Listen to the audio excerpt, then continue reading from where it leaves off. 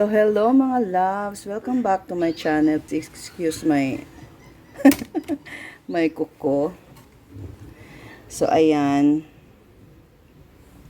Meron tayong bagong nagamit na product. Cocoa Berry Foaming Face Wash from Hyang.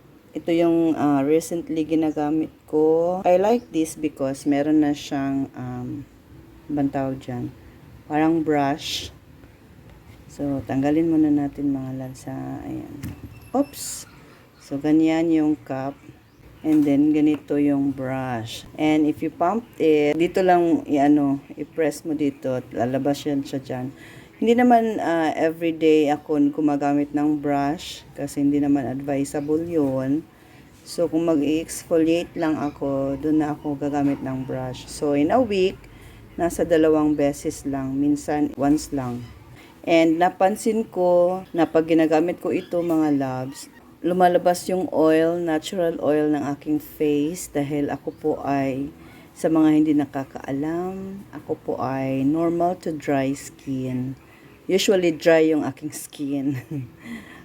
Parang ano lang siya mga loves, parang naturally pinapalabas niya yung oil pero hindi naman excessive. So sa mga gusto mag-try, ilagay ko yung link ng aking TikTok shop. Hindi ito masyadong mahal, kaya ito yung napili ko kasi local brand lang din ito mga loves from Davao City. Ayan, kaya bet na bet. Tangkilikin ang sariling atin. Ganon. So that's all for this video.